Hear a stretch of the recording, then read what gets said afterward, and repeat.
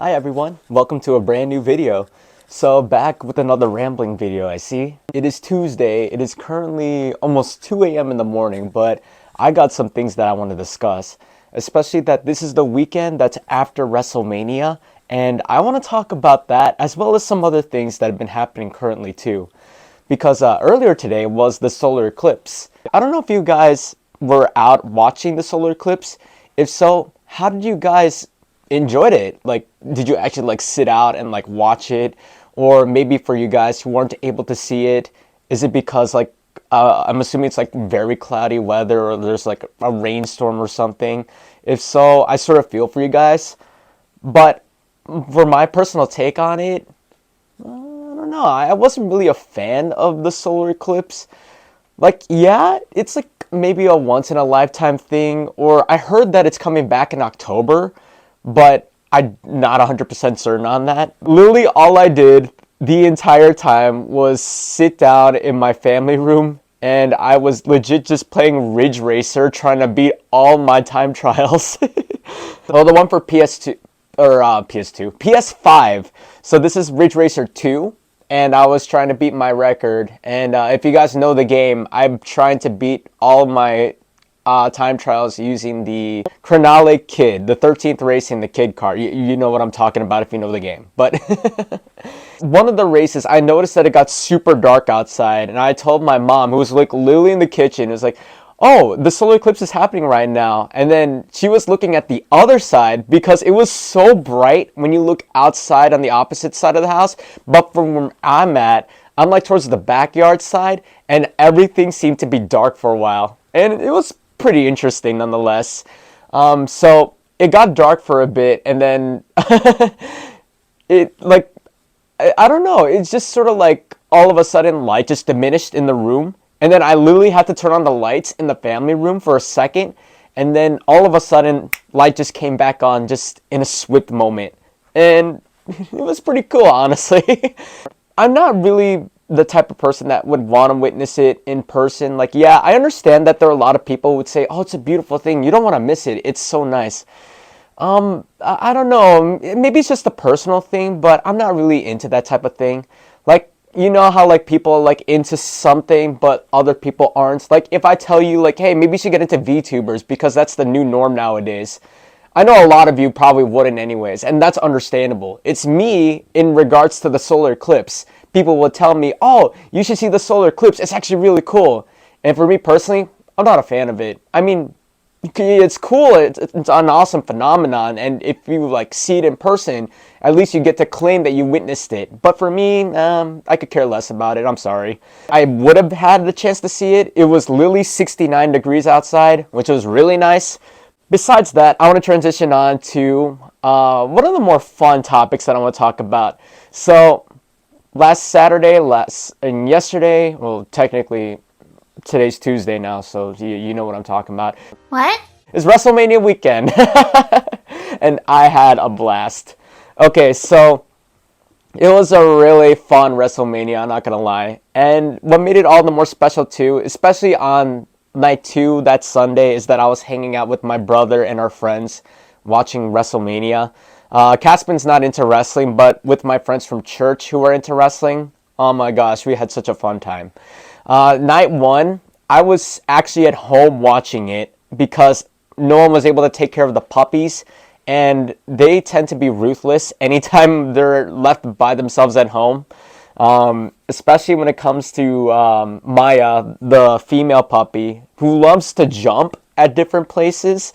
And for those of you who remember like where my DDR set is upstairs, we have that area barricaded so that Maya doesn't like chew on my shoes or like poop on the dance pads or whatsoever.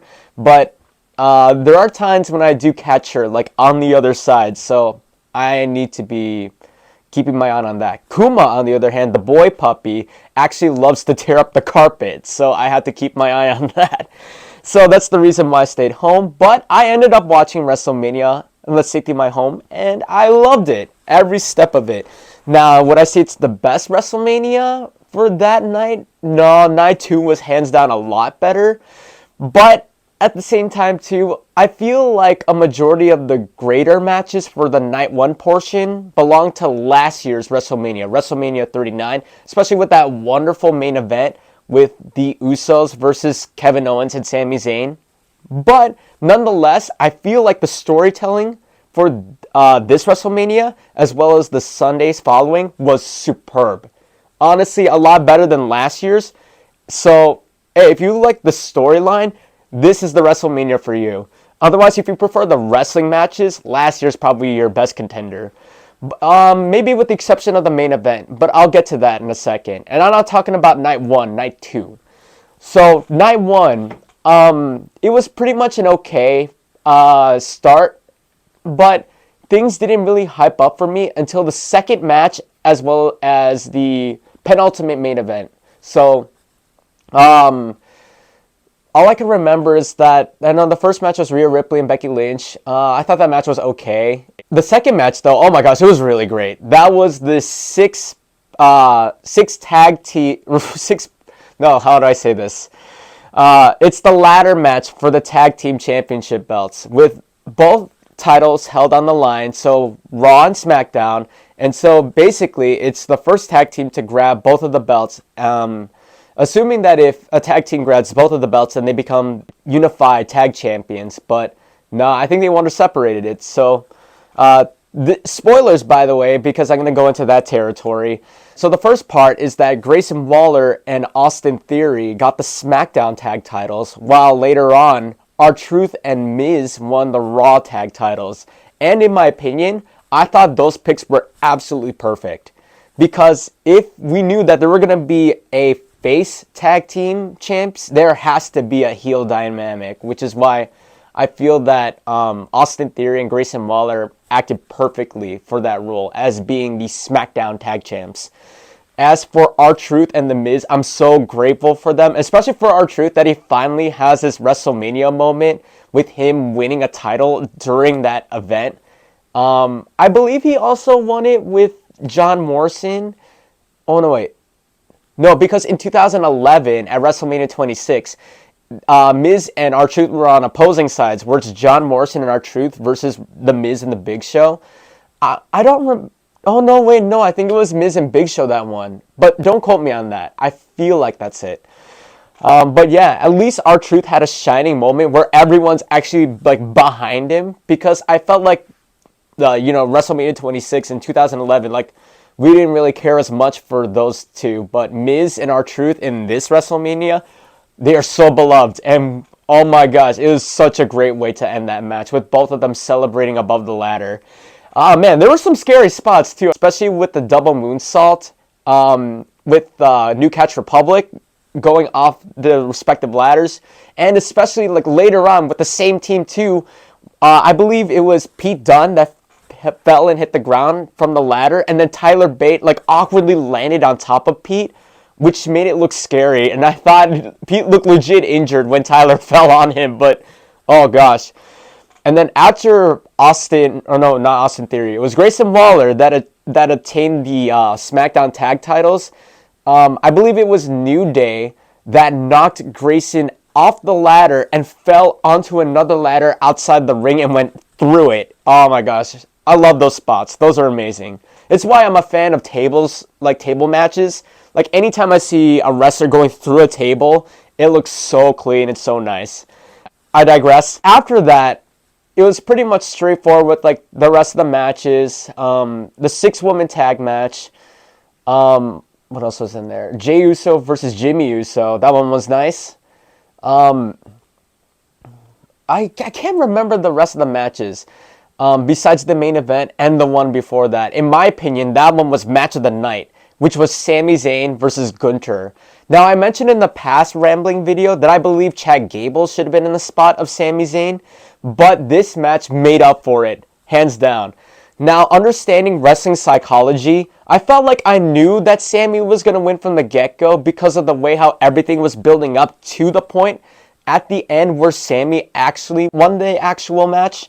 Because of like, it's like Gunther like should have had the pinfall here, but no, instead he decided to taunt Sami's wife. And so sort of like giving Sami some time to like heal up and to like hype up the crowd so that he could like have his shining moment at WrestleMania. And plus, being at WrestleMania, it all the more means super importance when it comes to winning world titles at that event. And so, with terms of Sami Zayn winning against Gunther after that amazing haluva kick and literally collapsing onto Gunther with that 1-2-3. Oh my gosh, I screamed from the top of my lungs. I absolutely loved Sami Zayn at that moment. I lost my mind. I couldn't help it. But that's just how it goes, right? It's wrestling psychology, like I said too, because again, I sort of predicted it in the beginning, and as well as like as the match progresses. But at the end, it works so perfectly because like that's how we should enjoy wrestling, because it's the psychological feeling that the match has a story to it, there's a build-up, and then there's a satisfaction that you feel in the end. Whether if you're cheering for the good guy or cheering for the bad guy, no matter what happens, it just goes smoothly from start to finish. And night one, it was that match. The following match, the main event, with Cody Rhodes and Seth frickin' Rollins versus The Rock and Roman Reigns, to determine the stipulation for night two was also pretty nice. But I'm not going to lie, and I feel like maybe because I'm by myself, which made a humongous difference, I thought the match was boring. Huh? Now, I never said that the match was bad. It was way too long. Way longer than it needed to be. I recall like some unique spots, and I did catch the ending. I woke up for that, thankfully. But yeah, I felt like the entrances were too long. But it was nice. I'm not gonna lie, The Rock's was pretty unique.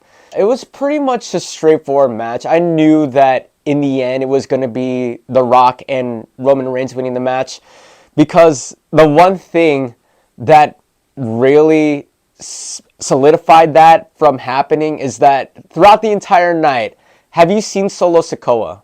If I'm not mistaken, I believe he didn't even show up in the match at all. So I felt like something's up, and maybe night two, that's when he's going to show up, regardless if they're going to be having the Bloodline Rules match or not. And lo and behold, Bloodline Rules occurred, and it was pretty much straightforward. Yeah. And but the thing is, I'm so thankful that Seth Rollins did not turn heel against Cody Rhodes, like what everyone's, or like a majority of wrestling fans were expecting to happen. For me personally, I like Seth Rollins as a babyface because he knows how to hype up a crowd, he has that bright spirit, and he knows how to like entertain the crowd basically. Well, besides his theme song, like he has catchphrases, everyone like adores him. But you know, that's how it goes. Between that one, night two, for sure, was hands down better. Instead of being at home, my parents taking care of the puppies, now I'm at my friend's house with my brother, and oh gosh, we were having such a blast. We were having Wingstop, we were having White Castle, we were eating chips. Holy moly, we were enjoying ourselves from start to finish. And then plus with all of our other friends who actually have like brought their girlfriends and stuff with them too, or like their wives or whatsoever. We were like teaching them about like the wrestling terminology and like how we would react to like certain moments during WrestleMania. Especially for like the hosts of the event and her and his wife. Oh my gosh, like she was amazing. Like when it came to her, she understood like the theme songs. Like she was there for like the entrances, as like my other friend told her. So, but I digress on that too. But when it came to the matches, they were all great as well. Again, pretty straightforward. But oh my gosh, the main event is hands down the best match for so long. Like, I could say that for, like, so many matches. Even, like, last year with Sami Zayn and Kevin Owens versus the Usos being one of my favorite matches of most recent. But dang, Cody Rhodes, Roman Reigns, Bloodline Rules at the end of the night with Cody Rhodes winning that WWE Universal Championship belt. Oh my gosh, me and my friends freaked out. We lost ourselves. And then everyone else was celebrating too. Like, oh my gosh, like, I'm not gonna lie, I felt like I was gonna cry at that moment because I felt for Cody. That was such an amazing moment. Oh gosh. Even up until now, I still have full-on respect for Cody Rhodes as well as Roman Reigns because, oh my gosh, they had such a great chemistry together. Their story was told so perfectly ever since the beginning and all the way up until now, and I'm so grateful Cody is the rightful champion and he deserves it. My only hope now is that he turns that belt into the Winged Eagle belt again. That would be great. But otherwise, that was such a great match. It had really fun spots, including all of the surprise entrances that came out from Jimmy and Jey Uso to John Cena to Solo Sikoa to The Undertaker, holy moly. And Seth freaking Rollins coming out with the Shield music. Oh, we freaked out at that.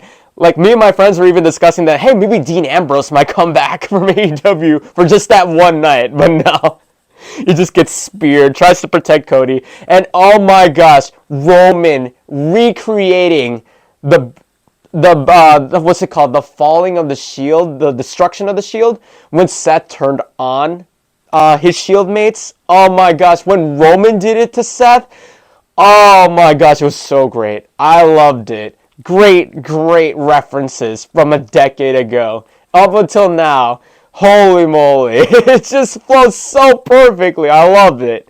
But yeah, as you can tell, like, that was my favorite match of the night. Like, all the other matches were okay too. So Seth and Drew was great.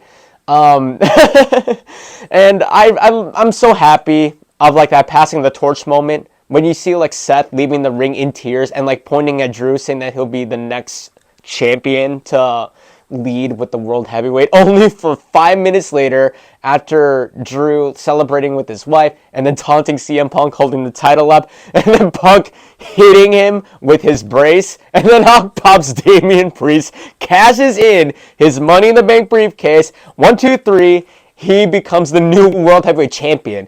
And oh my gosh, I'm so grateful that he actually cashed in it at WrestleMania. I knew that people were going to say, he should have cashed it in before. He would have had that opportunity when Seth Rollins was down, or like when Roman Reigns was down. That's when Damian should have cashed in. I was like, no, I'm pretty sure they're going to build up something even more special to it. And I was right, because Damian became champion at WrestleMania, like how Seth Rollins cashed in at WrestleMania 31. Holy moly. So it's not just Seth freaking Rollins now. Now Damian Priest has that right to claim himself as a world champion at a WrestleMania, which is amazing. And because of that, now instead of leaving with the tag belts, now we have 2 world champions in Judgment Day with Rhea Ripley and Damian Priest. Holy moly, that was awesome. The thing that I'm sort of like scared about though is that I feel like Damian Priest is just going to be a transitional champion, like what Drew McIntyre said early on Raw. But it could be a good reign if they know how to push Damian properly.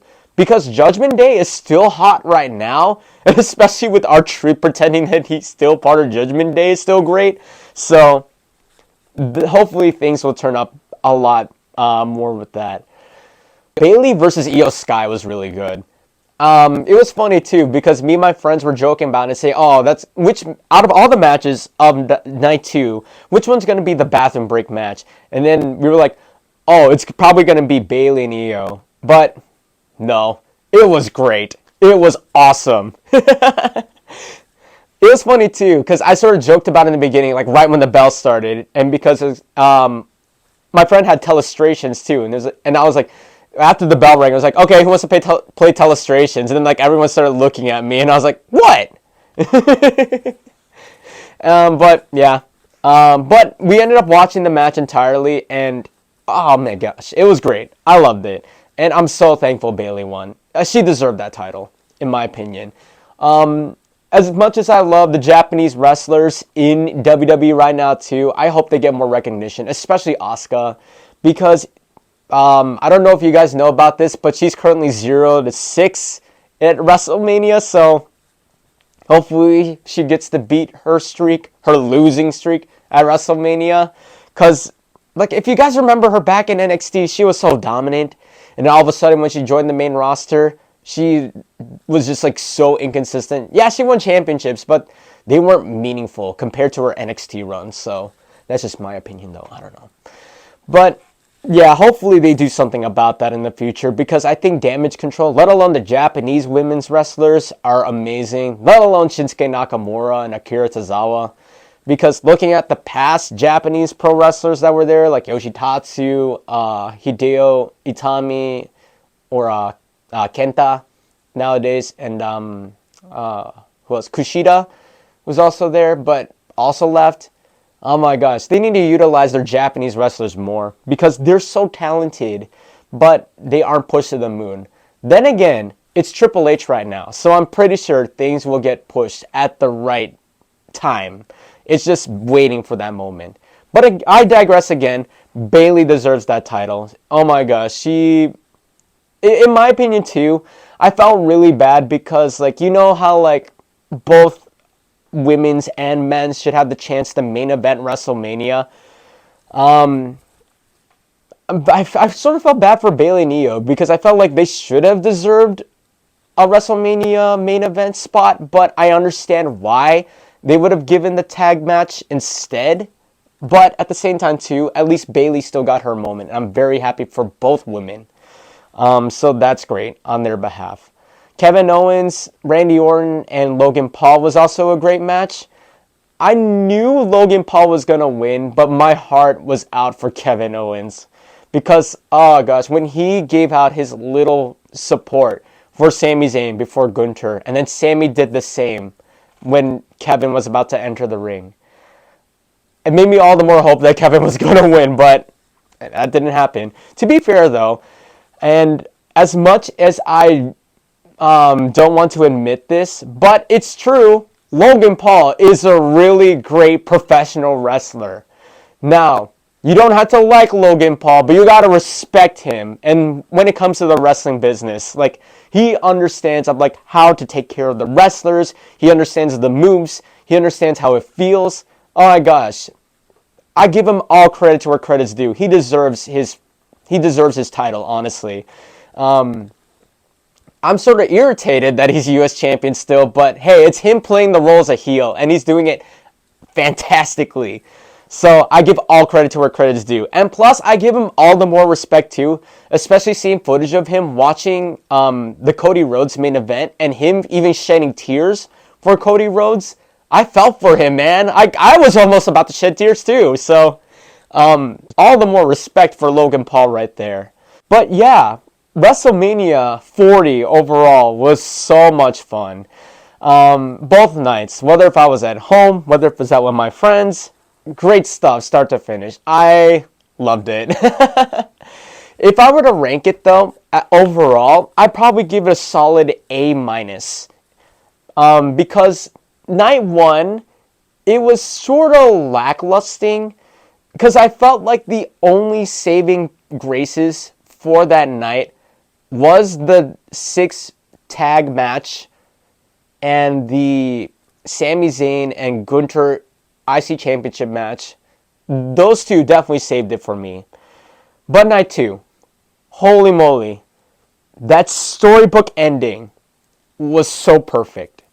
The beginning match with Seth Rollins and Drew was also really great. The Bayley and Io match, oh my gosh, despite like us making fun of it for being like the bathroom break match, turned out to be a really great wrestling match.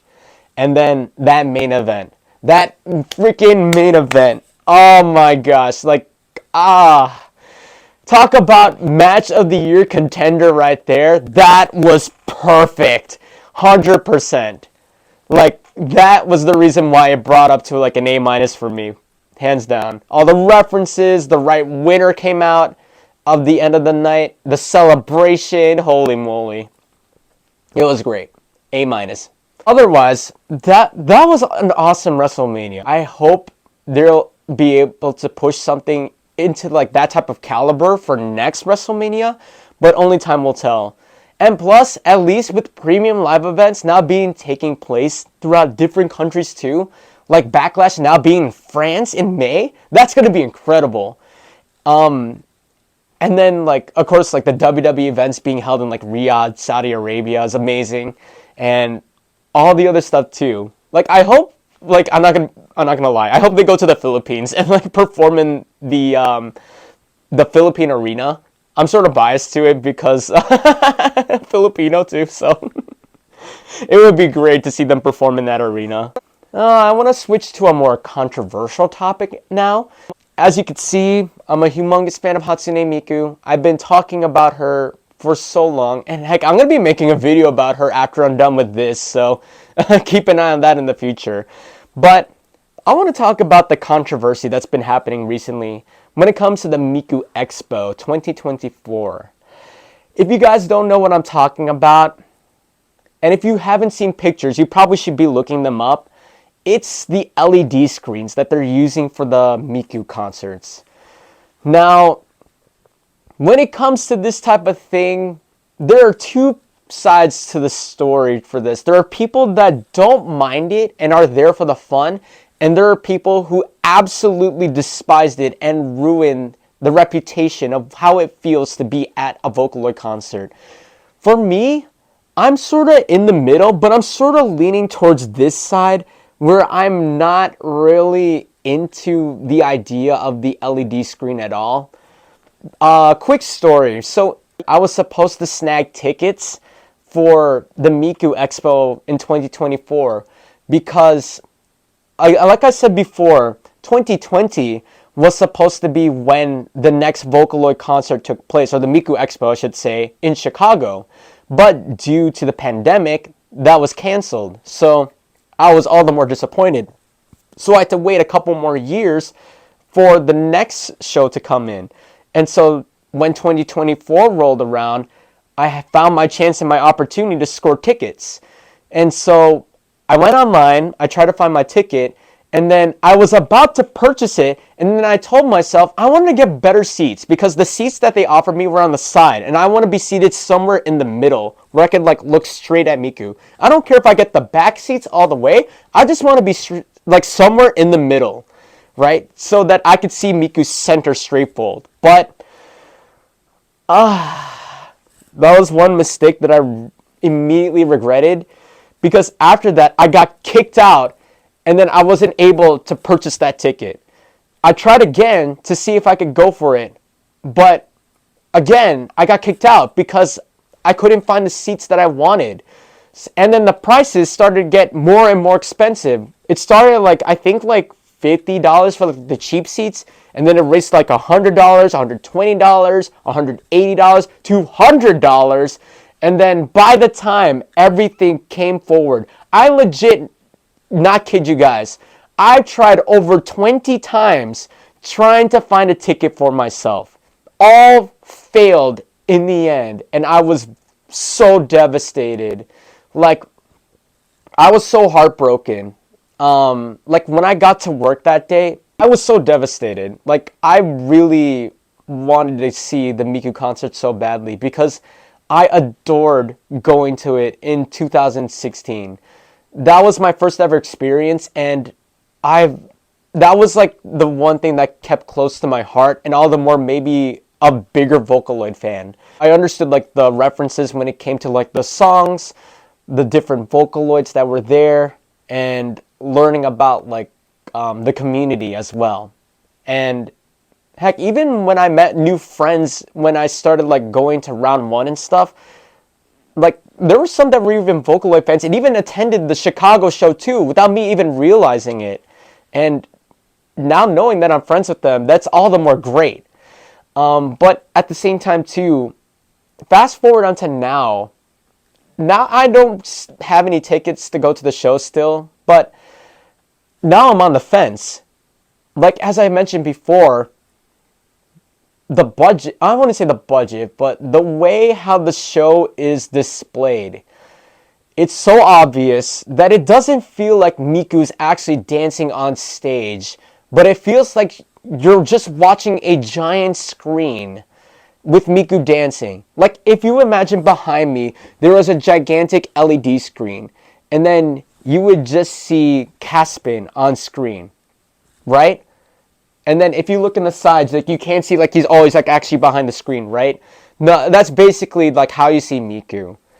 Because the way how she was portrayed back in the 2016 show, she was, of course, a hologram. So, like, it gave you the illusion that she was, like, actually there. Because there were, like, humongous panels that took up, like, the entire space there. And it didn't even feel like you could see the screen. Because at least the background match the environment. So if Miku ran from one side of the stage to the other, it doesn't even feel like she's actually like leaving. Like she was still on stage. But due to the illusion in 2024's Miku Expo, and then you could see the side of Miku, she looks so flat. Like, what? I don't get it. The past Miku concerts, whether if it was Magical Mirai, Snow Miku, or even like past Miku Expos, you're able to pull off the holograms so perfectly, but only to turn out that they were just using LED screens in the end. Like, yeah, I understand that people would just go for the fun and everything too, but at the same time too, again, this is the reason why I wanted the middle seats, so that if I ever still get a chance to go, I mean, I got like about a month in case. Again, I'm still on the fence because I really don't know. I feel that if I need a chance to go, I want to know first off what songs will actually be performing there. Because at least when I went to the 2016 show, I understood some of the songs that I listened to beforehand. So going there and listening to the songs there, great. I'm not up to date with the current Vocaloid songs, especially that I'm more biased towards like mid 2010s to like 2020 era of Vocaloid, and even like early 2009 as well. But at the same time too, there's some good Vocaloid artists that still make great music today too. But I don't know, I sort of feel disappointed because I know that the people behind Miku Expo know that they could do better when it comes to preparations and letting their fans know ahead of time about what they could expect when it comes to the shows. It's not just the LED screens too, because I've heard in past shows, I believe it's in Portland, Oregon, when everyone that was going to attend the show, the venue ordered only 60-something glow sticks. Not enough for everyone in the venue. I feel like if you have to go to a concert, you need to have a glow stick, no matter what. It's like part of tradition when it comes to attending a Vocaloid concert in general. Like, even if it's like those crap glow sticks that just like glow green throughout the night. Heck, even when I went to Chicago, they gave us like these crap glow sticks that were just like so tiny, but at least we were given free glow sticks. And then for the 2020 show, before that got canceled, I purchased a glow stick beforehand, and I was prepared for that as well. But fast forward until now, they don't have enough for that show. Like, what? Your fans paid hard-earned money so that they could attend a concert that they've been waiting for so long, ever since the pandemic, to come to their country, only to know and to realize that, one, the LED screen is so visible and it looks so out of place, and two, there's not enough glow sticks for everyone. Like, yeah, I understand there are more positive things that come out of it too, but I don't know if this is true or not, but please correct me if I'm wrong on this. But someone peed on the floor during one of the Miku events. You couldn't just like stand up and go to the bathroom unless you were that excited to see Miku perform, and you just decided to like let yourself go in that spot, okay? Honestly, I love Miku. Don't get me wrong on that. I love Hatsune Miku. I will always support Hatsune Miku, now and forever. But with the actions being done by the staff behind the Miku Expo, I'm very disappointed in them. I know they can do better. I know that they can provide quality shows if done right. If they were able to use an LED screen, you could do a lot better when it comes to the stage design to make sure that Miku actually looks like she's actually performing there. They've done it before, back in 2011, and I think that was okay. They also did it recently due to I think it was in Japan. I believe it was the Kotoko concert where they were doing the taiko drums and stuff, which was also understandable too because of the amount of instruments that was being used for the stage. But in a Miku Expo where everything looks so cleared out in the middle, it just seems so off. I really hope they're able to learn their lesson, especially now that fans of the Miku Expo are still being angry at but the staff in general when it comes to the Miku Expo. I don't know. I know a majority of the fans will still go. To me, I for sure will go if I bought the tickets ahead of time, just so that I could support Miku. But now I'm not able to because the seats that I'm trying to find now are wicked expensive. If I were to purchase just one single seat, it's at general admissions, for goodness sakes, where I'm sitting with literally everyone, but I have to pay triple the amount the average person pays for. So I'm not doing that. No, thank you. I'm not paying over $700 for one ticket. That's ridiculous. But yeah, I really hope that the next time the Miku Expo comes over, that they actually stick back to the holograms, because in my opinion, at least it looks more realistic to me using the holograms than the LEDs. But here's the exception. If you use LEDs, they have to make it seem like it's blending in with the stage where it looks like you can't actually see the screen. It's only focused on Miku or whatever talent is singing on stage. If you want proof of this, look at what happened at the HoloLive concert just recently. If I'm not mistaken, they used LEDs for their performers, and that's how you properly use LEDs when it comes to performances. Because it actually feels like the talent's actually on stage and it blends in with the stage so it doesn't seem like anything's out of place. Maybe if they removed those side lights from the LEDs from the Miku Expo and made it black or really dark, maybe it might be better. I don't know. Maybe that's just what I'm thinking, but again, I'm just so disappointed and I feel like they could do better. But lesson learned.